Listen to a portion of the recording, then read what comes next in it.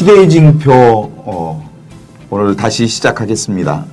시대의 징표의 오늘 주제는 역시 찬미 받으소서 프란치스코 교황의 생태 예측에 관련해서 내용들 구조하고 내용들 이렇게 쭉 함께 훑어보는 시간들을 갖도록 하겠습니다.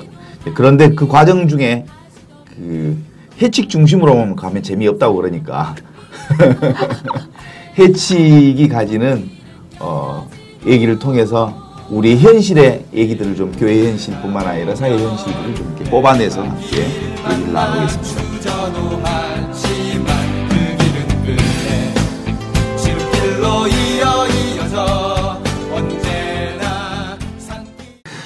찬미 받으소는 결국은 프란치스코 성인께서 그 저의 주님 찬미 받으소서라는 노래를 앞에다 해 놓으셨는데 먼저 지구를 집으로 표현했어요.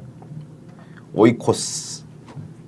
그래서 거기 그 안에 이제 이 전체적인 큰 흐름이 있고요.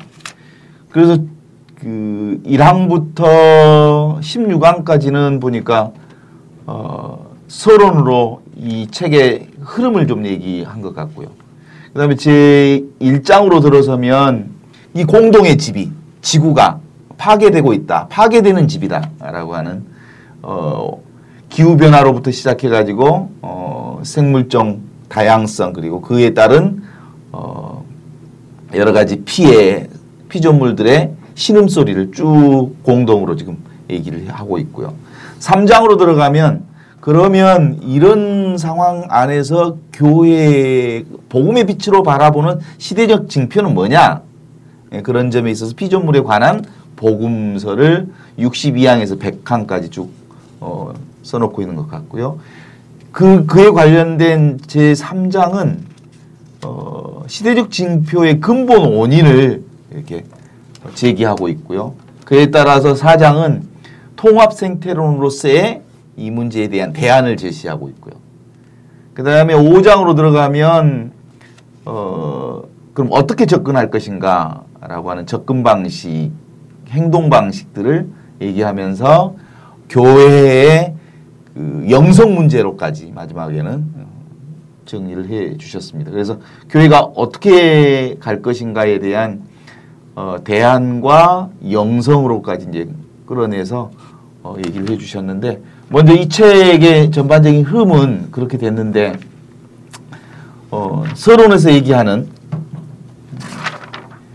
오이코스 문제, 우주의 집 문제, 이 문제를 제기하시면서 뭐라고 얘기하시냐면 이 공동의 집에서 살고 있는 누이가 지금 울고 있습니다. 그 누이가 지구거든요. 지구가 울고 있습니다라고 표현해 주셨는데 조폭들이 얼마나 이 지구를 두드러 팼으면 지구가 지금 울고 있는지 지금 현재 상황들을 좀 이렇게 서로 좀 지구가 아파하는 현실들을 좀 나누어 봤으면 좋겠어요. 누이가 울고 있다 그러니까 신부님 바로 누이가 지구다 이렇게 얘기하셨잖아요. 네. 저는 누이는 누이라고 생각해요. 네. 여성이 울고 있다. 왜냐하면 여성론자 여서가 아니라 제가 이제 아줌마 여성의 입장으로서 이 가난한 사람들을 우선 선택해야 되는 게 정부도 그렇게 할 수 있고요. 그 다음에 위대한 학자들도 그렇게 할 수 있지만 살림을 살아가는 사람들 장바구니를 책임진 아줌마들이 먼저 가난한 사람들을 선택할 수 있어요. 그게 제일 아주 1차원적이거든요. 그 아줌마들의 갈등 이것에 대해서 요새 생각하게 돼요. 홈플러스 우리 집 근처에 홈플러스도 있고 코스트코도 있고 굉장히 커다란 대형 마트가 있어요. 대형 마트가 쉬는 날이면 사람들은 다 무슨 정말 큰일 날 것처럼 그렇게 얘기하고 동네에 있는 슈퍼들이 있지만 그 슈퍼에 잘 가지 않아요. 슈퍼에는 급한 거 말고는 안 가요.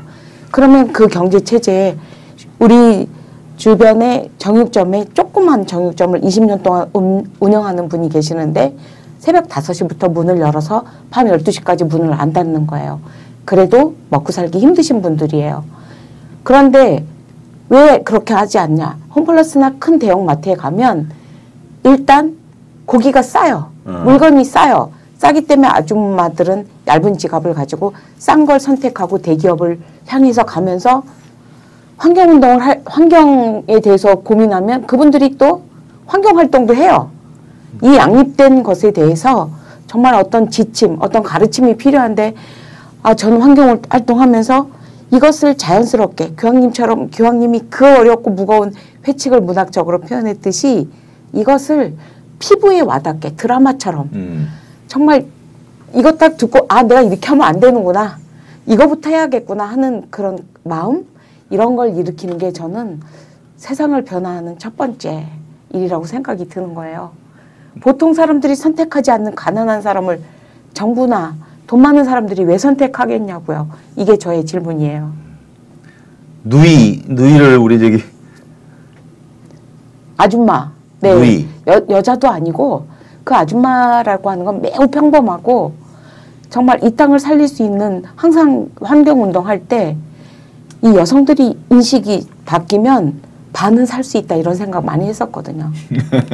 그래서 이 환경해치기라든지 그다음에 어떤 환경활동이라든지 사회정의 문제에 있어서 가장 기득권처럼 행동하는 그리고 가장 보수적으로 행동하는 게 또 노인 연령층, 남자 노인이 아니라 여성들이라는 거 네. 실제로 이렇게 살면서 많이 느껴요. 그러니까 그 아줌마가 나서야 나라가 산다. 또 어머니가 나서야 집안이 산다. 평범한 대부분 사람들의 살림꾼들의 제 역할이 필요한 시기다. 뭐 이렇게 볼 수 있겠네요. 그 사람들이 자식들을 교육시키잖아요. 자식들을 교육시키고 과도한 그 경쟁률을 조금 다른 방향으로 바꿀 수 있는 힘이 있는데 이 어떤 대책을 갖고 있거나 이러지는 못해요. 근데 누가 알려주면 할 마음은 있어요. 그거를 이런 교황님이라든지 이런 사회적으로 일선에 선 사람들이 그런 것들에 있어서 굉장히 교육의 중요성, 활동의 중요성, 행동의 중요성 이런 거를 생각해야 되지 않나. 저는 그 누이를 이렇게 볼 수 있을 것 같은데 얼마나 문학적 표현이기도 하면서 정말 공감하는 마음이 그 안에 들어있는 거지. 누이라고 하는 말 속에. 근데 실제로는 이렇게 아파하는 사람들, 눈물 흘리는 사람들, 이제 가난한 사람들이기도 하고 여성이기도 하고 자연이기도 하고 그래서 실제로 누가 울고 있는지, 누가 울부짖고 있는지에 대한 먼저 이렇게 우는 현황들, 울고 있는 사람이 누구인지, 울고 있는 대상이 누구인지 이것부터 좀 제대로 알아야 그 다음에 이제 그분을 누이로 부를 것인지, 어머니로 부를 것인지, 가난한 사람으로 부를 것인지, 또 대지로 부를 것인지, 땅으로 부를 것인지 이게 선택되어 줄 수 있을 텐데 적어도 교황님은 그런 점에 있어서 감각이 살아있는 분 아닌가요? 그렇습니다. 그 지구를 공동의치 또는 누이 또는 어머니로 표현한 거에는 가난한 사람 중에 가장 가난한 사람은 여성이라는 교황의 인식이 담겨 있습니다. 지금 교황님처럼 여성 문제에 감각이 뛰어난 교황님도 많지 않았습니다. 근데 문제는 아까 우리 김현욱 대표께서 잘 평범한 사례를 들어서 설명했지만 가난한 사람이 동료 가난한 사람을 연대하지 않고 무시하고 외면하는 게 많이 있듯이 여성들이 이 생태 문제 최대 피해자이면서도 생태 문제에 관심을 가진 여성들의 행동 일부는 계속 그 생태 문제에 대한 바람직한 방향과 거리가 멀게 행동하고 있다는 그런 안타까움을 말씀드린 것 같습니다. 예를 들면 가난한 사람들이 투표할 때 자기들을 가난하게 만든 정당에다가 투표해버리잖아요. 그걸 볼 때 우리 굉장히 실망스럽고 분노하잖아요. 마찬가지로 생태 문제에도 생태 문제의 원인을 정확히 알면 그렇게 행동하지 않았을 평범한 주부, 가난한 사람들이 생태 문제의 그 위기를 더 확산시키는 쪽으로 행동하는 걸 볼 때 굉장히 마음이 아픕니다. 그러면 여기서 우리가 어떤 것을 보았냐. 종교의 교육적 기능에 회의가 든다는 것입니다. 이 문제가 심각합니다. 그러니까 교황님이 아무리 좋은 회칙과 말씀을 하셔도 성당이나 교회에서 신도나 성도들에게 이런 내용을 공정하게 정직하게 정확하게 전달하는 기능이 너무 약화되다 보니까 한편에서는 위대한 인물이 나오고 놀라운 분원이 생산되고 한편에서는 마치 아무 일도 없었던 것처럼 그냥 그대로 흘러가 버리는 이 두 가지 모순된 현상이 나오고 있습니다. 그래서 참이 받으소서라는 그 뛰어난 회칙을 일반 신도들과 일반 국민들에게 어떻게 합리적으로 잘 전달하느냐. 여기에 우리 한국 천주교가 큰 숙제가 있다고 생각합니다. 그러니까 이제 신앙하고 자신의 삶하고 이제 거의 이분되어 있다고 하는 것들이 이제 나타나는 거고 그에 관련해서 이제 그 교황님께서 그 파랑에 보면 바르톨메오 총대주교님의 말씀을 제시하시면서 자연 세계에 지으는 이 죄는 결국은 하느님을 거스르는 죄다. 그렇죠. 이 얘기를 하신단 말이에요. 크든 작든 피조물의 변형과 파괴를 가져오는 것. 이건 사실은 피조물에게 저지른 죄인 것을 인정해야 하고 피조물에게 저지른 죄는 곧 하느님을 거스르는 죄다라고 하는 것으로 얘기하면서 회개의 필요성을 분명하게 이렇게 제시를 한단 말이죠. 근데 이런 얘기를 하면 뻘쭘하죠. 그 말을 알아듣는 사람이 있을까? 왜냐하면 끊임없이 우리는 삶과 신앙은 아주 별개의 문제였기 때문에 구체적인 피조물에 데미지를 주는 건 하느님을 거스르는 거다라는 말을 알아듣는 신자가 있냔 말이에요. 교육을 해야 거의 되는데 없지. 그 문제에서 지난 시간에 제가 말씀드렸지만 적어도 그 성직자들과 수도자들은 복음의 기쁨과 찬미 받으소서라는 문헌을 뺏겨쓰고 밑줄 치고 암기하고 시험을 봐서라도 본인들부터 철저히 알고 그 다음에 신도들에게 정확히 전달하는 과정이 꼭 필요하다고 생각합니다. 너무너무 중요합니다. 그런데 지금 우리 가톨릭 교회로만 제한시켜서 하면 전통적인 교리 하느님이 계시다. 예수님은 인성과 신성을 갖고 있다. 삼위일체다라는 이런 전통적인 교리는 지나치게 많이 받았지만 사회교리, 생태윤리 이런 거에 관한 교육은 사실 거의 안 되고 있지 않습니까? 신도들도 그것은 신앙과 관계없는 걸로 알고 있고 여기서 커다란 변화가 필요하고 이 문제에 대해서 그 전달 역할을 맡고 있는 성직자, 수도자들, 평신도들의 공동 노력이 필요하다고 생각합니다. 신부님들께 그 어떤 때 이제 강의하러 가서 환경활동 할 때였는데 이런 거 굉장히 중요하다. 정말 지구에 이런 문제가 있다 그럴 때 그 순간 굉장히 감동하시고 그래야 된다. 그런데 신자들을 가르치려고 그러는데 시간이 없다 소리 되게 많이 하세요. 그리고 신자들이 모이지 않는다. 그래서 주일미사에 몇천 명씩 모이는 건 시간이 아니냐고 그렇게 이제 반문을 한 적이 있는데요.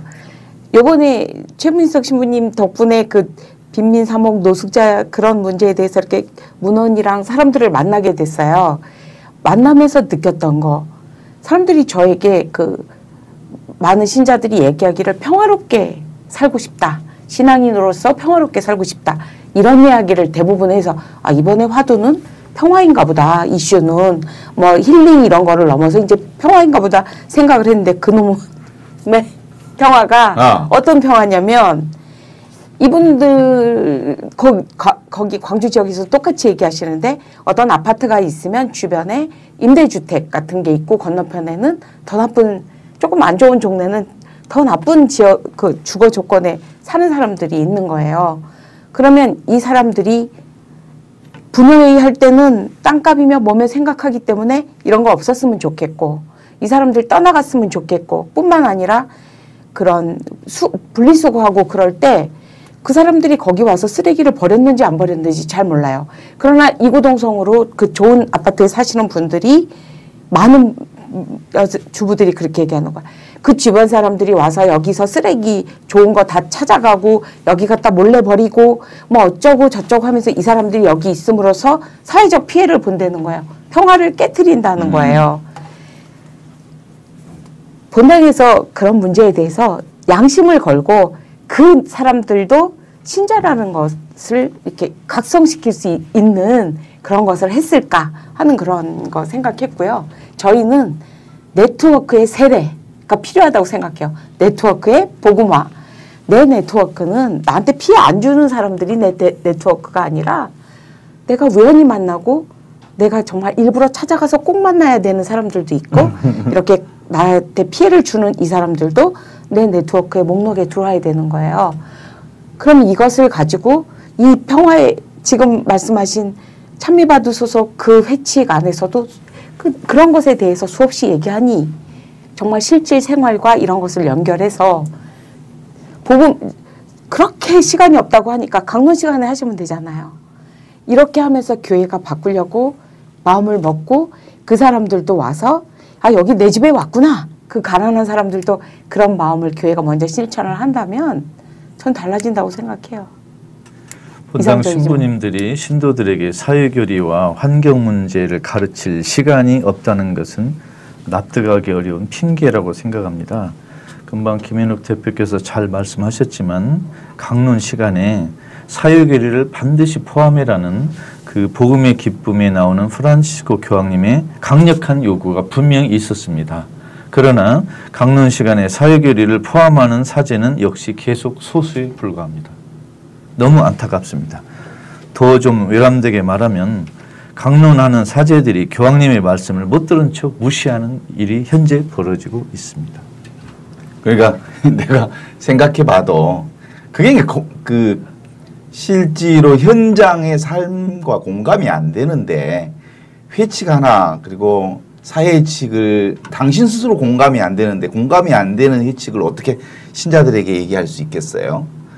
그 얘기는 사제들의 삶 자체가 신앙과 삶이 완전히 유리되어 있는 상태였기 때문에 그 구체적인 사회칙들이 나오면 사회하고 상관없는데 사회칙 내가 감동 못 받지. 그리고 필요성 못 느끼지. 느낀다 하더라도 그것이 자기 안에 소화가 잘 안 되지. 근데 그런 점에 있어서 잘 안 되는 부분들이 있다는 사실은 지금 교회가 사실은 섬뜩하다는 얘기 혹시 아세요? 네. 교회가 섬뜩해요. 무슨 뜻이냐면 섬은 이렇게 섬이 있으면 섬뜩하다 이런 섬인 것 같다 이런 뜻이거든요. 그러니까 섬뜩하다는 섬인 것 같다. 교회가 세상과 동떨어져 있는 섬인 것 같다. 그래서 교회가 지금 섬뜩한 삶을 살고 있는 거예요. 따라서 사회하고는 별개의 삶이 진행되고 있는 거죠. 그래서 이제 여기서 그 교황님이 당신이 로마 주교로 선출되면서 당신의 이름을 프란치스코로 잡는 얘기가 나와요. 저의 길잡이요 영감으로 삼고 싶은 분을 프란치스코로 삼았습니다.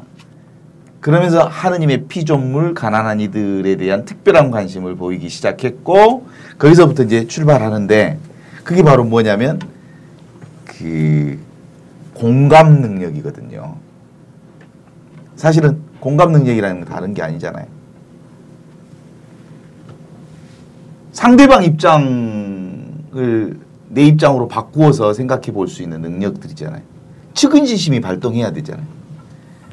그래야 그 측은지심이 발동해야 그 다음 단계 그러면 부끄러운 줄도 알고 그리고 분노할 줄도 알고 그러는 그게 이제 수호지심이 발동이 될 수 있죠. 그리스도께서 말하는 예수의 공감 능력은 크게 세 가지를 포함하고 있습니다. 첫째는 고통받는 동료 인간에 대한 공감, 신음하는 피조물 생태에 대한 공감, 피조물과 인간을 바라보는 고통받는 하느님에 대한 공감 세 가지를 포함하고 있습니다. 그래서 자연과 인간과 하느님에 대한 그 공감 능력을 그리스도께서 요구하고 있습니다. 혹시 제가 이 찬미 받으소서라는 책의 전체적인 윤곽을 잠깐 좀 설명해 드릴까요? 찬미 받으소서는 복음의 기쁨이라는 책과 마찬가지 순서를 따르고 있습니다. 즉 보기, 판단, 행동이라는 3단계 과정을 거치고 있습니다. 복음의 기쁨에서도 1항은 교회의 위기를 다루는데 찬미 받으소서에도 1장은 공동의 집, 즉 지구에 무슨 일이 벌어지고 있느냐는 현실 분석, 보기가 있습니다. 그리고 2항에 피조물에 관한 복음, 그래서 그리스도교적인 생태위기의 판단 기준을 제시하고 있습니다. 그리고 그 뒤쪽에 보면 그 통합 생태론, 생태 교육과 영성이라는 행동 원칙을, 즉 행동의 그 방식을 제안하고 있습니다. 관찰, 판단, 실천. 그렇습니다. 이 세 단계. 관찰, 판단, 실천. 이것은 복음의 기쁨이나 찬미 받으소서나 또 우리 제2차 바티칸 공회의 모든 문헌에 일관되는 그 방식입니다. 찬미 받으소서 문헌의 또 다른 특징은 이웃 종교의 문헌을 다양하게 인용하고 있고 각 지역 교회 문헌을 많이 인용하고 있는데 안타깝게도 한국 천주교 문헌은 인용이 되고 있지 않습니다. 이걸 보면 한국 천주교회가 크게 각성해야 됩니다. 일본 천주교 문헌은 인용되어 있습니다. 또 하나 찬미 받으소서의 1번 현실 분석 보기에 보면 오염, 기후, 물, 다양한 생물, 인간 삶, 그리고 놀랍게도 세계적 불평등이라는 구조 문제를 포함하고 있습니다. 그 2장에 보면 그리스도교가 생태 문제를 바라보는 그 관점을 제시하는데 그 73항에 보면 해방자 하느님에게서 창조주 하느님을 생각하는 방향이 제시되어 있습니다. 즉 정의라는 관점에서 환경을 본다, 이런 뚜렷한 입장이 있고, 또 하나는 자연 생태를 보는 현대의 여러 다양한 철학과 사상 중에서 그리스도교가 취하는 입장을 분명히 명확히 설명하고 있습니다. 교황님은 두 가지 자연을 보는 두 가지 극단적 입장을 반대하고 있습니다. 하나는 기술 개발론자들이 주장하는 자연은 그저 인간의 정복 대상에 불과한 객체다. 이걸 반대하고 있고, 또 하나는 자연은 인간과 동등하거나 똑같이 소중하다는 그 요새 많이 유행하는 것에 분명히 반대하고 있습니다. 생태중심주의를 반대하는 거죠. 인간과 자연은 중요성이 동등하다라는 일부의 그 시각에 분명히 반대합니다. 왜?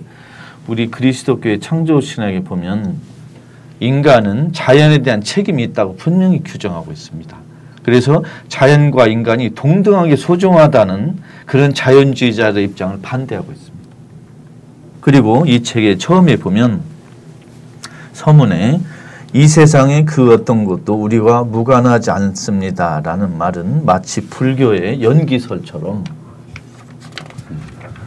인간과 피조물의 그 동등한 운명을 아주 강조하고 있는데 조금 문맥이 다르지만 불교의 연기설하고 우리 그리스도교의 원죄설은 차이가 거의 없습니다. 그러니까 원죄설은 나의 잘못이 다른 사람에게 나쁜 영향을 미치고 다른 사람의 잘못도 나와 후대에게 나쁜 영향을 미친다는 부정적인 면을 강조해서 그렇지, 나의 좋은 면이 다른 사람에게 좋은 영향을 미친다는 긍정적인 것도 포함하고 있어요, 원죄론이. 그러니까 불교에서 서로 모든 만물이 이것이 있으므로 저것이 있고 저것이 있으므로 이것이 있다는 그 피조물과 그 모든 존재의 상호 연관성은 우리 카톨릭에서 가르치는 원죄설하고 내용이 거의 똑같습니다. 이거 다른 거 아닙니다. 그러니까 마치 이것을 보고 그리스도교에서 불교의 그 주장을 받아들였네 이렇게 해설하는 것은 그렇지 않고, 원래 우리 그리스도교에도 인간과 피조물의 공동 운명을 강조하는 사상이 이미 있다는 걸 말씀드리고 싶습니다. 실제로 이렇게 해치가고 사는 거하고 너무 다르니까. 그렇죠. 예, 해칙은 그 성경도 사실은 이렇게 자기중심적으로 바라보면 대부분 이제 성경이 지배 인간을 중심으로 한 주변 환경의 지배 그리고 그에 대한 관리권 이렇게 얘기하면서 어떤 의미로 보면 이제 그리스도교가 환경 파괴의 주범 중에 하나다 이렇게 얘기해왔던 학자들도 있었고 그리고 그에 관련된 부분들이 없지 않아 있어요. 그래서 이제 교황님도 그 부분을 지적하면서 실제로 가톨릭 교회 이제 그리스도 교회가 환경 파괴의 주범일 가능성을 제시하는 사람들이 있지만 원래는 성경을 제대로 들여다보면 지배 인간에 의한 환경의 지배 이건 근본적으로 없다. 공동 운명으로 바라보는 한 집 식구로 본다. 이렇게 제기를 해내는데 실제로는 많은 경우 그리스도교 신자들은 지배적 관점으로 보죠.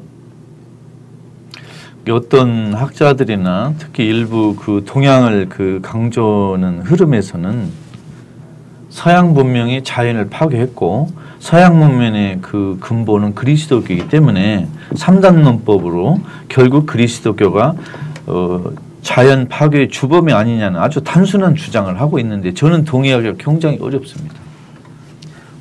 서양 문명이 그리스도교의 바탕을 두긴 했지만 그리스도교와 반대되는 방향으로 이동한 서양 문명이 아주 많습니다. 그것은 생기기만 서양에서 생겼지 지금 실제로 우리 동양에도 자연을 정복하고 파괴하는 쪽의 행동으로 그 하는 흐름은 아주 많습니다. 서양만 있는 게 아니고 그래서 그것은 지구 파괴의 주범을 그리스도교라고 주장하는 것은 견강부회한 그 이야기다 이렇게 말씀드리고 싶습니다. 그 다음에 여기에서 또 나오는 것 중에 하나가 공공재라고 하는 얘기를 좀 주로 쓰시고요. 예. 그 다음에 현대 문화를 그 규정하기를 쓰고 버리는 문화.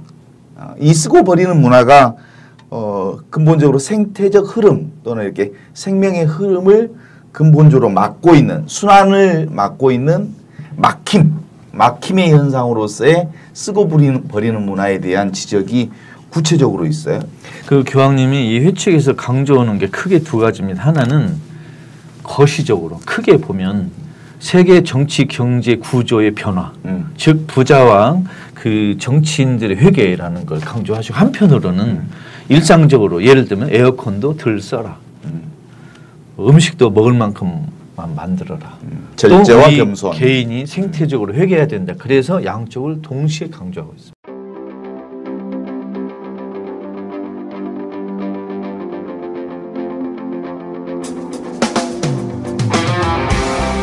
주권방송과 함께 박근혜 시대를 헤쳐가시는 애청자 여러분들께 정중히 인사드립니다. 주권방송이 민중의 눈과 귀를 멀게 하는 공중파와 종편, 신문들에 맞서 진보 언론의 사명을 다할 수 있는 힘은 애청자분들의 적극적인 참여에 있습니다. 주권방송을 후원해 주십시오. 홈페이지 www.615tv.net에서 민들레 홀씨 정기 후원인이 되어주시거나 우리은행 1005-501-779-765 주식회사 주권방송으로 직접 후원을 해주셔도 좋습니다. 저희 주권방송은 평화번영과 민주회복을 위한 진보 언론의 사명을 성실히 수행할 것입니다. 주권방송과 함께해 주시기 바랍니다. 순환 방식 이게 생명이라고 하는 건 흘러야 되잖아요. 그렇습니다. 흘러야 되는데 지금 막혔다는 거지. 막힌 것을 좀 뚫어봐야 되는데 뚫으려고 한다면 환경 전체를 한 집 식구로 좀 보면 좋겠고 그런 점에 있어서 물이나 기후나 이 모든 것들이 사실상 공공재 성격을 가지고 있다. 이런 얘기를 하는데 그것에 대해서 전 동의하면서 여기서 가장 주안점을 두고 있는 것은 환경오염에 관련해서 이 공공재적 성격의 원인 제공자들이 누구냐. 요걸 분명히 좀 얘기를 한 것 같아요. 그렇습니다. 환경위기, 생태위기의 주범은 부자요, 선진국이요, 권력자들이다 하고 분명히 말하고 환경 문제의 책임을 따질 때는 차등으로 가난한 사람과 후진국은 그 책임을 크게 져서는 안 된다라는 걸 분명히 분별력 있게 말하고 있습니다. 그런 점에서 그 빚을 진 거 아니에요, 빚을. 그렇죠. 자기들이 환경오염의 원인 제공자라면 그에 대한 피해자는 사실은 가난한 사람들과 가난한 지역에서 살고 있는 사람들이고 그걸 때문에 그 직업을 잃고 생계의 위협을 받고 있는 사람들이 있다면 선진국 가해자들은 그들에 대한 도덕적 또는 윤리적인 틀에서 지원해야지 경제적으로. 그렇죠. 지금 선진국이 잘못하고 있는 게 크게 두 가지입니다. 하나는 선진국은 후진국의 자원을 뺏어다가 쓰고 있습니다. 또 하나는 선진국은 미래 세대가 쓸 자연을 미리 갖다가 오염시키고 있습니다. 그 두 가지를 분명히 말씀하고 있습니다. 지금 이제 교황님께서 차등적으로 하셨다고 하고 많이 이제 제3세계나 아프리카, 아시아 이쪽에는 자연 환경 그대로 있다는 생각을 저도 참 많이 했는데요.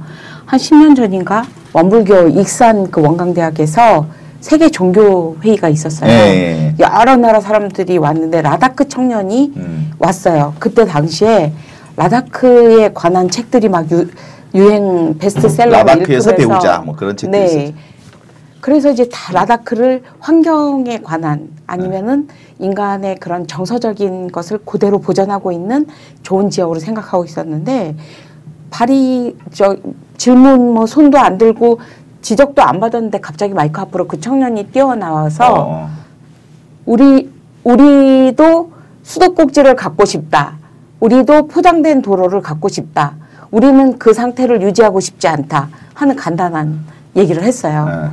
굉장히 충격적이었어요. 그리고 지금 우리나라에서 새마을 운동을 콩고인가 그쪽에 가서 지금 전수한대요. 근데 새마을 운동의 가장 큰 피해가 생산물을 많게 하기 위해서 급속도로 빨리 발하기 위해서 비료 막 쓰고 그다음에 그 많이 나는 그 생산법 중심으로 농사를 짓고 도로를 개발하고 하는 그런 환경적 문제가 되게 크다고 지적을 했는데 우리가 그걸 역수출하고 그 사람들은 그랬더니 우리 환경이 변하더라고 얘기하는 거예요.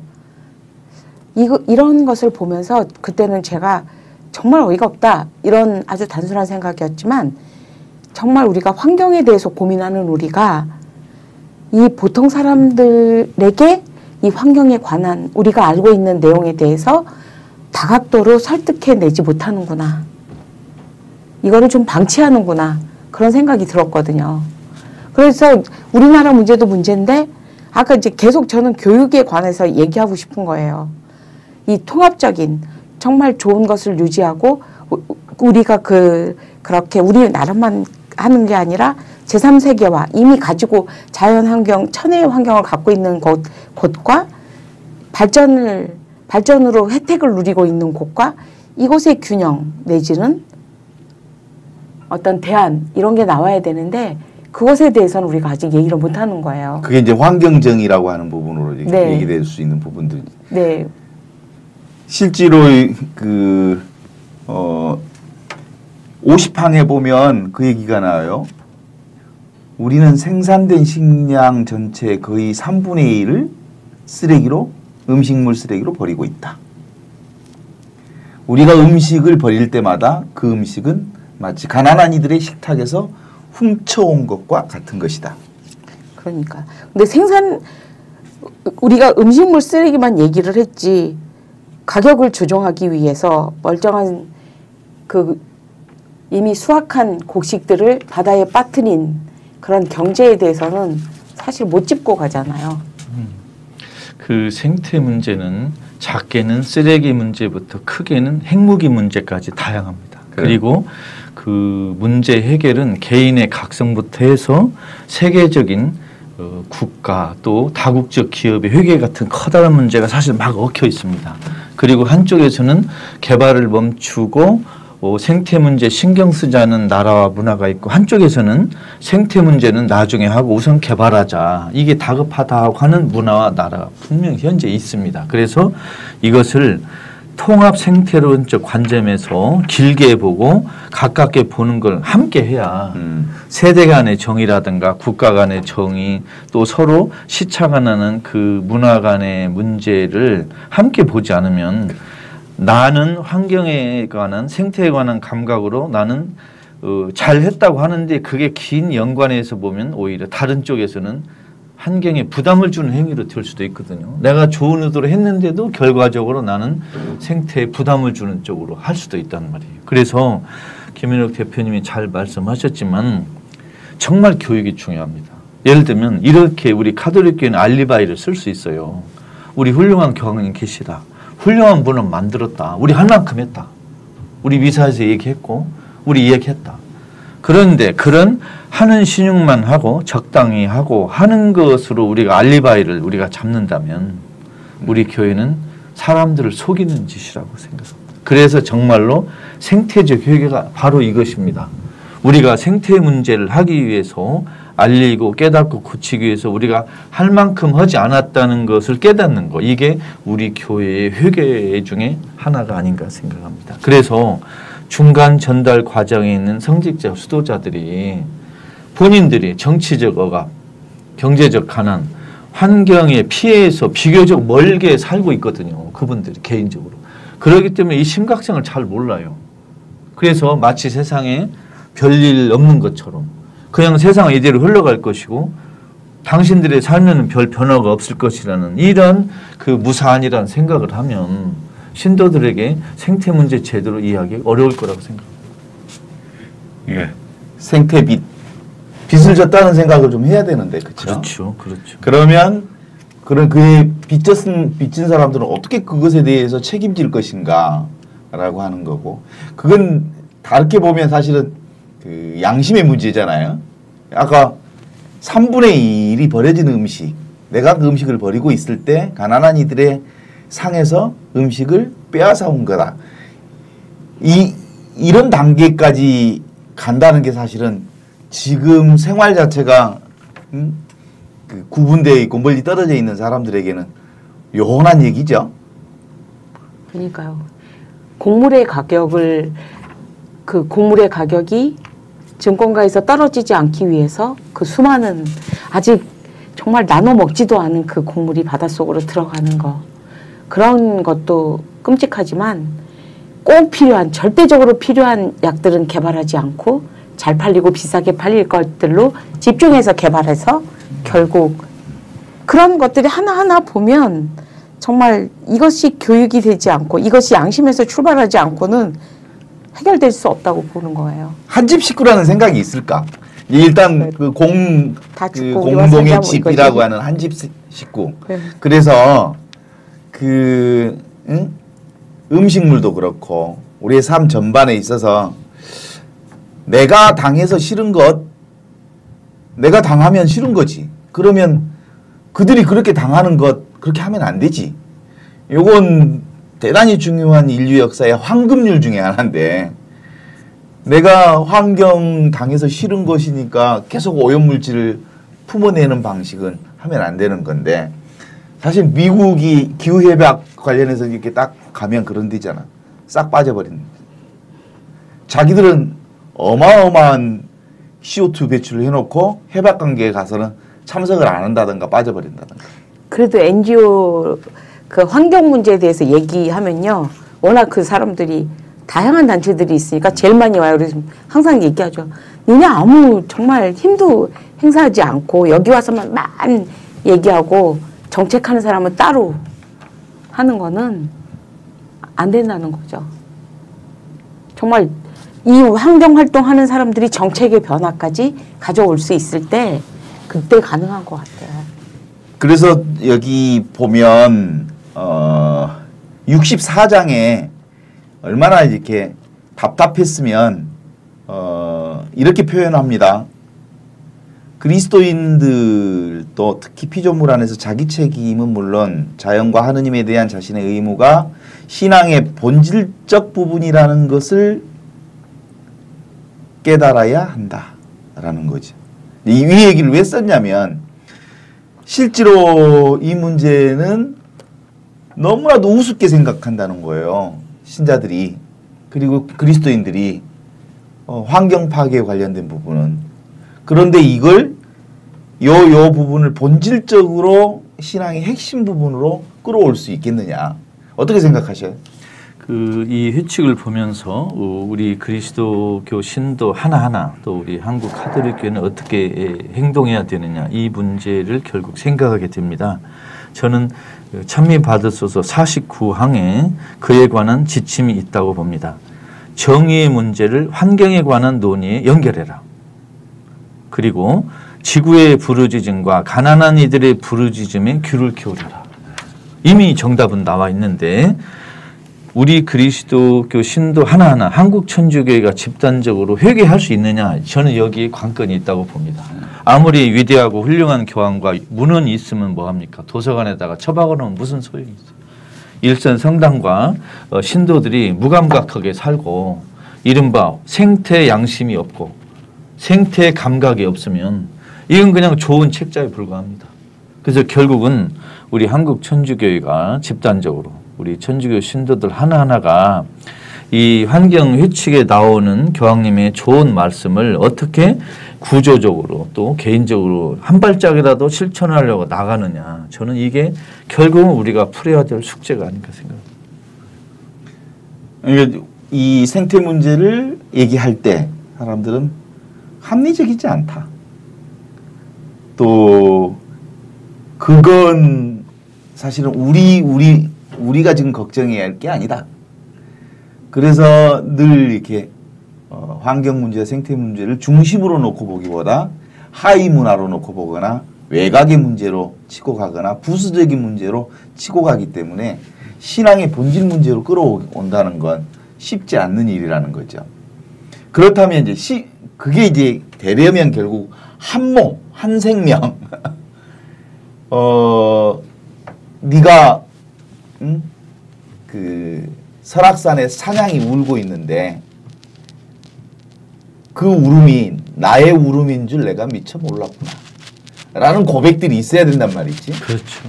그런데 그 고백을 하기에는 워낙 자연과 멀리 떨어져 있는 사람들, 흙과 멀리 떨어져 있는 사람들. 그래서 근본적으로 저는 이제 이 문제는 다시 사람들이 자연으로부터 배우는 스승을 제대로 좀 설정을 해야 될 것 같다. 예를 들면 이제 도가사상에 그런 거 있잖아요. 사람은 땅에서 배우고 임법지, 뭐 지법천, 천법도, 도법, 자연 뭐 이런 게 있잖아요. 결국은 자연을 스승으로 모시고 자연으로부터 배우는 건데 자연으로부터 배운다는 말 자체는 사실 다른 의미로 보면 자연은 강요하지 않거든요. 자연은 스스로 그러하듯이 이렇게 인위적인 방식으로 뭐뭐 해야 한다. 당연히 뭐뭐 해야 한다. 뭐뭐 해야 한다라고 하는 당위성을 주어가지고 이렇게 되지 않는다는 거죠. 이제 그 얘기는 기본적으로 자연에서 배운다는 말은 억지로 이 환경 문제가 우리 신앙의 중심 문제로 들어오기에는 사실상 쉽지 않다. 어느 단계까지 체득하고 그리고 우리의 감성이 그다음에 생태 영성이 좀 올라가야 그게 몸을 감동시키고 몸이 감동이 되면 비로소 그 다음 단계로 실천 역할을 해낼 수 있지 않을까. 그래서 영성적 변화가 있지 않는데 실천 행위가 있을 수 있을까? 지금 우리 한국 카톨릭 교회가 처해 있는 딜레마, 어려움 중에 하나가 바로 이것입니다. 자연을 정복하고 기술 만능주의에 빠진 자본가들과 권력자들과 밀착이 너무 돼 있기 때문에 신도들에게 생태 감각, 양심을 촉구할 만한 자신감이 모자라요. 이게 아주 큰 문제 중에 근본 원인을 그렇게 보는 군. 예. 그러니까 지배자와 약탈자와 자본을 가진 자들은 세상이 전부 자원으로 보이는데, 그렇죠. 돈벌이로 보이는데 그들하고 교회가 착 연결되어 있는데 생명으로 보자, 한 식구로 보자. 그래서 건들지 말자. 함께 공동의 집에서 잘 살자. 이게 가능해질까? 그러니까 자본가들하고 그 기술 만능주의자들, 개발론자들은 이런 생각을 주장합니다. 자연은 스스로 복구할 수 있다. 아마 자연은 저절로 치유되고 그 생태는 저절로 원래 좋은 상태로 얼마든지 기술적으로 저절로 된다 하는 걸 자꾸 강조하는데 사실 그렇지 않잖아요. 그런데 문제는 교회가, 종교가 권력자 자본가와 너무 밀착되어 있다 보니까 이 교황의 가르침을 신도들에게 가르칠 수 있는 면목이 없는 거예요. 그게 가장 큰 딜레마라고 봐요. 네.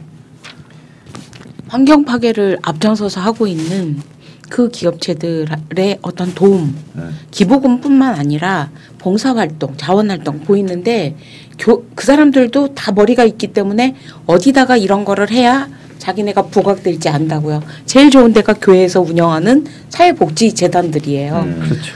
거기 와서 뭔가 따뜻한 일을 하고 뭔가 감성적인 일을 하고 그렇게 해서 이 기업은 좋은 기업이다. 고로 이 기업이 하는 모든 활동들은 다 사람을 위한 일이다. 하는 것에 강력하게 뒷받침할 수 있는 게 강력한 힘을 가진 종교이고 그중에서 한국에서 가장 좋은 종교를 존경받는 카톨릭이잖아요. 그렇기 때문에 이런 밀월 관계를 정말 이렇게 끔찍한 마음을 가지고 딱 그 어떻게 해보겠다는 마음을 가지고 하지 않으면 정말 뭐가 안 되는 거죠. 저도 우리 김현욱 대표님의 의견에 그 100분 동감합니다. 한국 천주교회가 부자와 권력자들, 기술 개발론자, 자본가들의 밀착을 끊지 않으면 신도들에게 환경 교육 제대로 시킬 수 없습니다. 전제 조건은 자연을 파괴하는 그룹이 자기 기업의 홍보 활동을 위해서 교회에다가 도움을 주는 이 악순환을 끊지 않으면 아마 제대로 된 그 생태 감각에 대한 교육은 한국 카톨릭에서는 어렵지 않느냐. 그래서 그 교황님이 이 회칙에서 정치적 사랑이라는 231항에 나오는 그 정치적 사랑이라는 것을 교회가 하기는 어려울 것이다 생각합니다. 저희 사회환경단체 같은 경우도 사실은 그 기업으로부터 기부금을 받죠. 받는데 실제로 그 기부금을 받을 것인지 말 것인지에 대해서 그들의 기업이 어떤 그 기업 활동을 했는지, 친환경적 기업 활동을 했는지, 또 가난한 사람들이나 노동 조건에 있어서 노동자들을 억압했는지 탄압했는지에 대한 정확한 좀 그 분석 자료를 가지고 이런 정도의 기업이면 우리가 기부금을 받고 함께 사회 문제에 공동으로 함께 연대할 수 있다라고 하는 것들에 대한 그 가이드라인이라 최소한 있어요. 사회단체는. 근데 우리 교회에서는 주는 돈 덥석덥석 받아먹지 가이드라인 자체가 없는 곳입니다. 그러니까 천주교회가 들어온 돈, 떼묻은 돈, 뇌물돈을 다 받으니까 그 다음 이야기를 못하는 거예요. 문제가 그거. 일단 우리 교회는 돈을 많이만 받으면 좋으니까 이 나쁜 돈을 벌지 마시오. 이런 돈은 헌금으로 내지 마시오. 가르쳐야 되는데 돈을 받을 때는 묻지마 하고 받잖아요. 여기서 큰 문제가 생기는 거예요. 증거적인 면에서도 개인이 정말 환경활동에 일생을 바칠 수는 있어요. 그리고 어떤 정말 작은 단체가 그럴 수는 있어요. 그렇지만 이게 이렇게 산 위의 마을일 수도 있지만 아예 그냥 묻혀져서 그냥 갈 때가 되게 많은데 이런 꿈을 꿨던 거예요. 한 교구가 신부님들 몽땅, 거기 사는 교구민들 몽땅, 아무리 작은 교구라도 이런 친환경적이고 정말 이런 정의를 실천해가는 모델 케이스가 되면 그 영향력, 파급력은 대단할 거라고 보거든요. 그게 공동체의 힘이라고 생각을 한 거예요. 안동교구에 두봉주 교님 계실 때 안동교구 사실 말하면 제일 가난한 교구였잖아요. 그래도 많은 사람들이 정의를 위해서 일한다 그러면 안동교구를 통째로 떠올리는 거예요. 그때 교회 참 자랑스럽고 그랬던 기억을 해요. 지금은 그렇게 큰 덩어리로 정말 큰 뭉치로 일하는 곳이 없어서 한 분은 앞서실 수 있어. 교구장님도. 그렇지만 교구민이라든지 신부님들이 거기 한 마음으로 같이 있지 않다는 게 지금 참 이렇게 마음이 아픈 현실인 것 같아요. 그 49항에 나오지만 정의 문제와 환경 문제는 연결되어 있다. 이 말은 다른 말로 번역하면 교회가 정의롭지 못하면 교회는 환경 문제에 관심 가질 능력이 없다는 거예요. 말하지 못한다. 이게 큰 문제. 과연 우리 교회가 정의로운가? 라는 걸 먼저 봐야 그 다음에 우리 교회가 환경 문제, 생태 문제 어떻게 하느냐는 문제로 넘어갈 것 같습니다. 근데 그 문제에서 일단 걸려 있어요. 그래서 자꾸 김현욱 대표가 자꾸 아까 얘기하면서 해칙은 해칙이고 교회에서 사는 것은 사는 것이고 해칙이 교회에 젖어들지 못하는데 우리가 해칙 가지고 얘기하면 뭐 하겠느냐라고 아까 얘기를 중요한 말씀입니다. 하셨어요. 예, 중요한 말씀. 근데 이제 그 회칙은 회칙이고 그다음에 그 교회의 삶은 회칙과는 전혀 다른 방식으로 이제 엮어진다는 부분들은 결국은 그 교회 생활 자체가 구체적인 회칙의 삶을 아무런 방식으로든 흡수하려고 애쓰지도 않고 쓰고 있지 않다라는 것을 전제하고 있는데 그런 흐름에서 이제 교황님의 회칙이 지금 우리에게 회개를 촉구하는 것은 그런 거라고 생각해요. 그 신앙생활의 판을 좀 바꿔라. 지금 판은 가지고는 안 되겠다. 그러면 뭐 어떤 판이냐? 구체적인 삶이, 구체적인 교회 생활이, 교회적인 신앙생활이 우리의 구체적인 현실 문제와 긴밀하게 연결되어 있다는 이 사실을 있는 한 회칙은 아무런 의미가 없다. 그래서 신앙이 삶이 되고 삶이 신앙으로서의 그 연결고리를 갖지 않는다면 우리 지금 회칙 얘기할 필요가 없지만 지금 우리가 전제해놓고 이런 패러다임을 삶의 패러다임을 완전히 바꾸는 것을 전제해놓고 얘기를 한다면 이제 얘기가 되죠. 그렇죠. 교회가 이 환경 회칙을 세상에 전파하기 전에 교회 스스로 회개해야 된다는 걸 이 문헌을 보면서 또다시 느낍니다. 기회를 놓치지 말았으면 좋겠다는 게 최근의 마음이에요. 훌륭하신 교황님 정말 몇백 년 만에 한 번 나올까 말까한 그런 분. 그다음에 이분의 정열, 열정 계속 가만히 있지 않고 끊임없이 뭔가 그 상징이 되는 거. 이런 그리고 세계에서 그분에게 그나마 깊은 관심을 보이고 있는 거. 이런 세 가지 거는 쉽게 얻을 수도 없는 거잖아요. 이렇게 좋은 조건들이 있을 때 이 조건은 그냥 흘려버리지 말고 정말 이거를 갖고 무언가를 해야 된다. 사이드에서 계속 얘기할 것이 아니라 아주 그냥 한복판에 가서 뭔가를 해야 된다 하는 생각이 참 많아요. 저도요. 그 교황님의 회칙이 사실은 큰 용기를 주거든요. 왜냐하면 내가 사제생활, 사제스품을 받고 고민하고 마음 아파하고 그래왔던 문제가 그 회칙으로 등장했다는 사실에 가슴이 벅찬 거고요. 교황 내가 끊임없이 고민하던 것이 회칙으로 나타나네. 내가 했던 그 지난날의 고민과 고백이 헛것은 아니었네라고 하는 것을 교황님을 통해서 증명받은 것처럼 그 가슴 앞에 좀 이렇게 뭐라고 할까 뿌듯하고요. 뭔 도장을 찍어준 것 같아. 너의 과거의 사제생활 25년 역사 괜찮았다.